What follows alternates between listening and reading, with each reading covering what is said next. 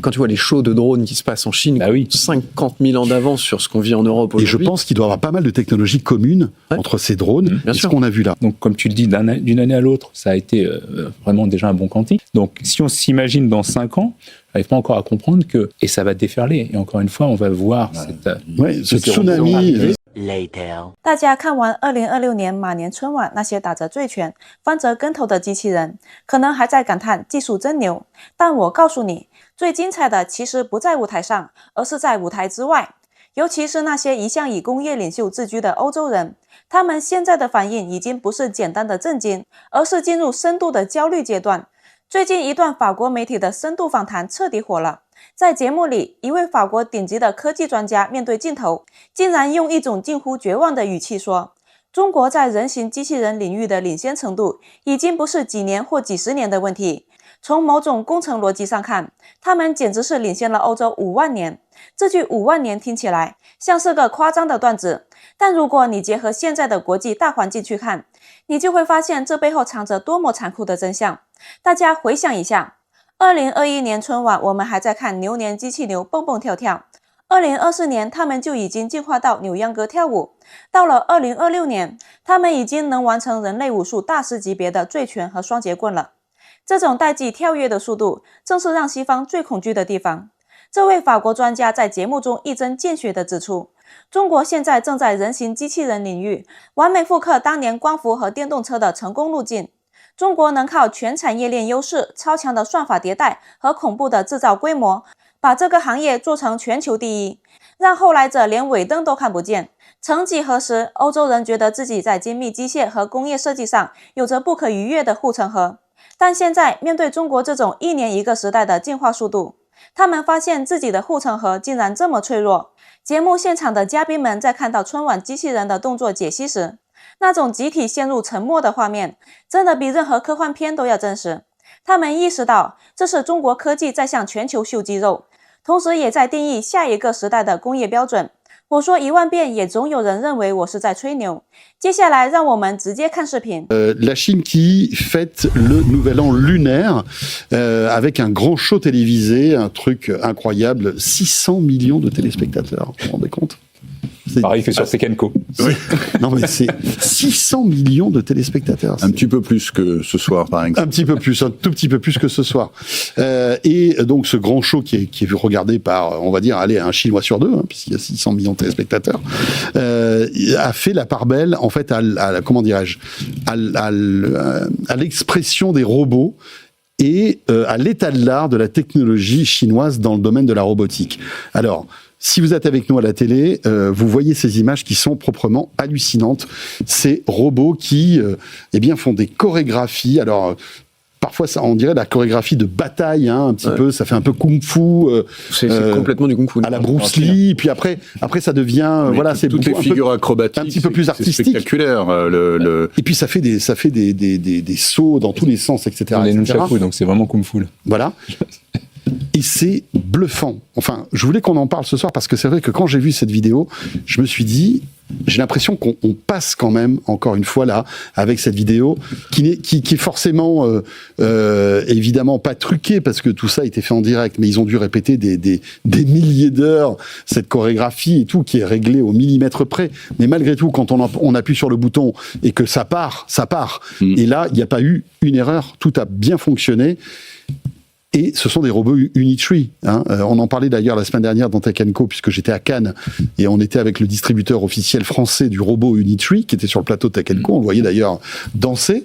Il était un peu moins, comment dirais-je, fluide. Un petit peu moins... Là, il faisait des trucs sympas, mais c'était un peu plus tranquille, on va dire un petit peu plus sage. Et je voulais avoir votre avis là-dessus. La Chine est en train de cramer tout le monde, non, dans le domaine de la robotique. En tout cas, dans l'électromécanique, parce que, bon, ces robots n'ont aucun cerveau, finalement, parce que tout a été programmé, etc. Mais en termes de dextérité... C'est vers du cerveau. De plus en plus, il va y en avoir.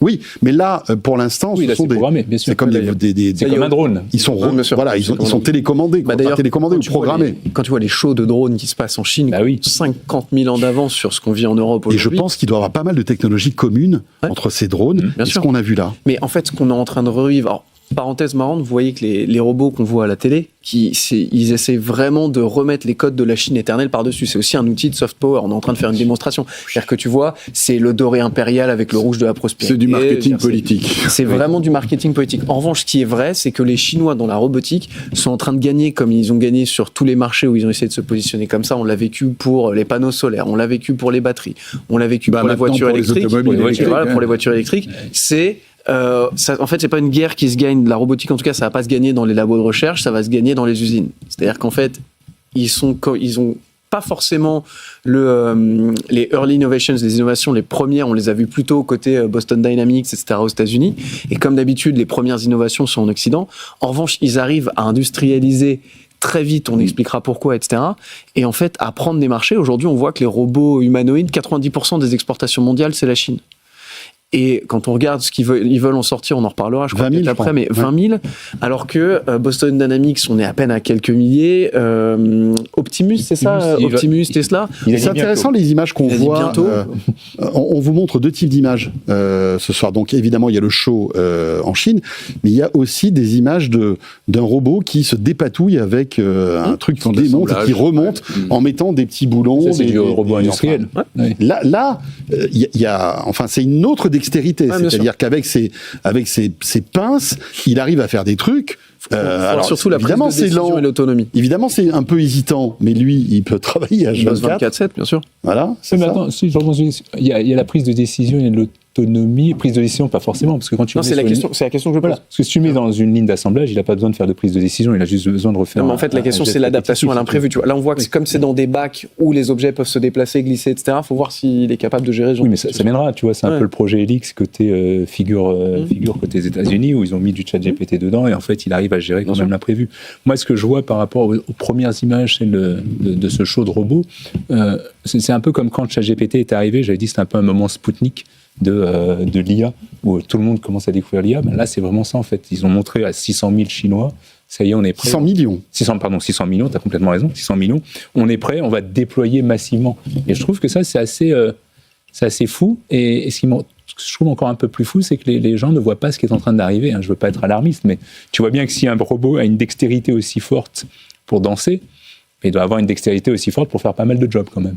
Tu vois, donc, il y a l'environnement maîtrisé, là, l'environnement. Oui, mais encore une fois, quand tu es dans une ligne de production, l'environnement est assez maîtrisé quand même. Non, mais c'est vrai que on voit pas ce côté-là. C'est-à-dire qu'il y a un moment, si tu reprends les images de ce show il y a 10 ans, il n'y avait pas de robots, il n'y avait que des humains. Mais même, je sais pas si vous vous souvenez, l'année dernière, il y avait eu donc le même événement, le même show télévisé, mais les robots étaient beaucoup moins agiles.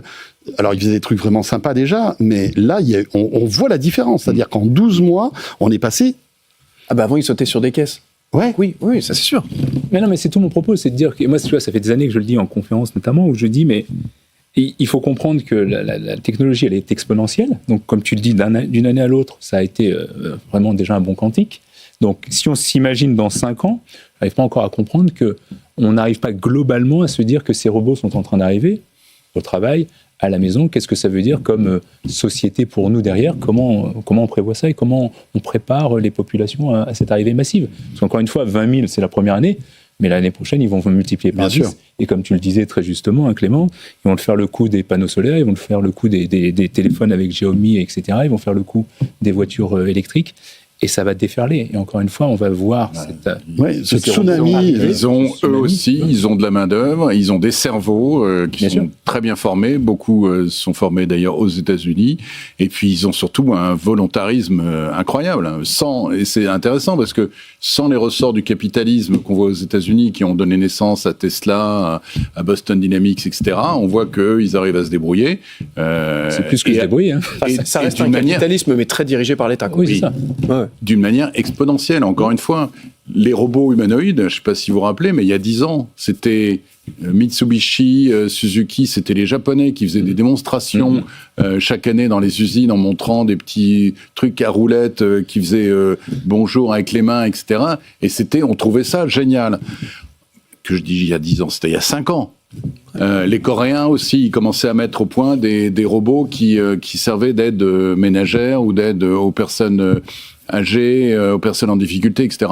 Maintenant, on voit regardez-moi ça, des personnages qui sont complètement autonomes, qui ont effectivement des gestes d'un naturel phénoménal et qui sont capables non seulement de marcher, c'était le gros problème qu'on avait avec les robots il y a quelque temps.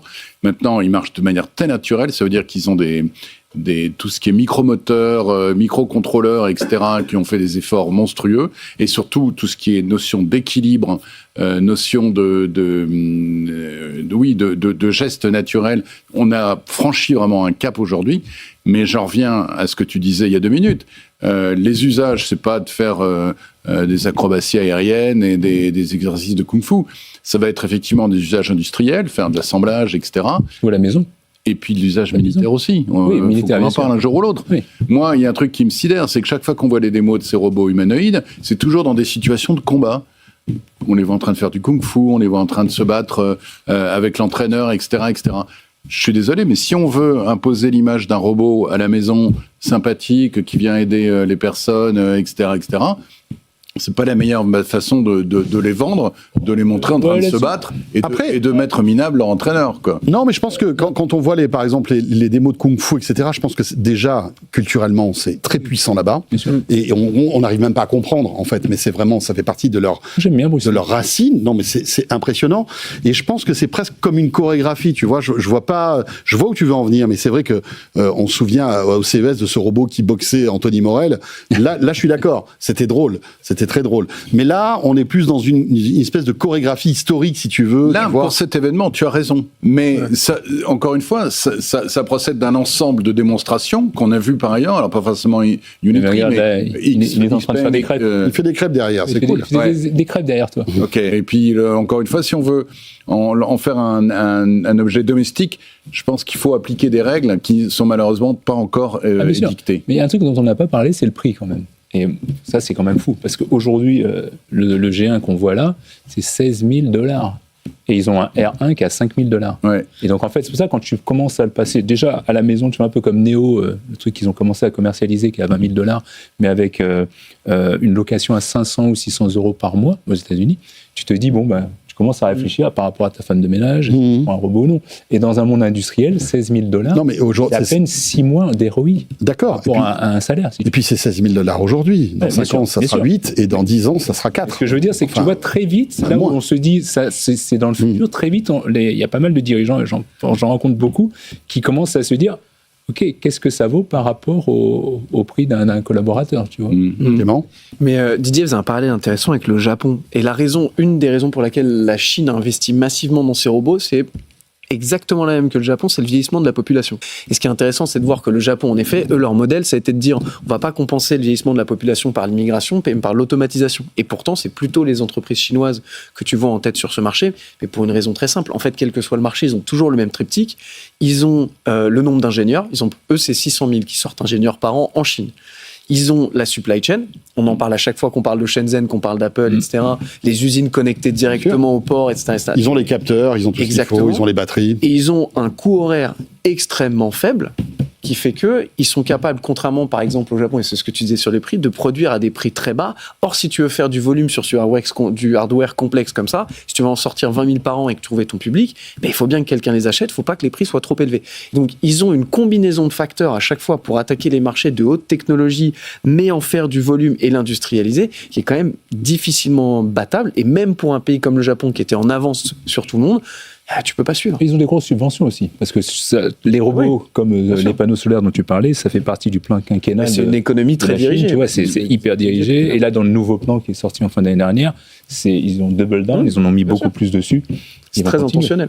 En fait, on va terminer là, mais pour être, on va dire, le plus précis possible, il y avait 4 constructeurs de robots durant le show qui a été diffusé. Il y avait donc Unitree Robotics, il y avait Noetix, Magic Lab et Galbot. C'est en fait 4 boîtes qui ont arrivé à synchroniser tous leurs robots. Les voitures, il y a 8 boîtes qui sont sorties en même temps. Les téléphones, t'en as une qui est sortie 2 ans après, t'en avais 15. C'est clair. Et nous, dans tout ça, bon, écoutez, je vais pas ouvrir la fenêtre là parce que ça va être compliqué.看完这些法国专家对中国机器人的看法，大家可能觉得领先他们5万年不夸张了吧？这帮职业搞技术的人其实能看明白欧洲与中国的差距。西方搞机器人走的是实验室砸钱路线，造价几百万美金，关在实验室里像祖宗一样供着。而中国走的是工程化降维打击路线，从2025年的扭秧歌到2026年的马年春晚的醉拳双节棍，这种丝滑动作的背后，不是靠堆几个天才程序员，而是靠咱们冠绝全球的全产业链优势。当欧洲还在纠结核心零部件怎么进口的时候，中国已经把算法、电机、减速器全部做成了白菜价且高性能的规模化产品。这种系统化优势，让西方所谓的技术壁垒在瞬间就到了崩塌的临界点。站在2026年这个节点，我们再看中国与西方的博弈，底层逻辑已经变了。以前西方总觉得能靠卡脖子让我们停滞，但现在的现实是，中国科技已经不再是冷冰冰的电路板，它是穿上了中国功夫的外衣，承载着我们的文化，开始在高端赛道上反向定义全球标准。这种打破话语权的快感，才是最让老外背脊发凉的。所以咱们别光看那几个跟头翻得帅，那其实是中国制造向全球高端价值链发出的总攻信号。2026年就是中国科技从追赶转向领航的元年。面对这种降维打击，西方要么选择加入，要么只能在自己的傲慢里继续痛苦。这就是中国速度，这就是咱们这一代人亲眼见证的属于中国的硬核未来。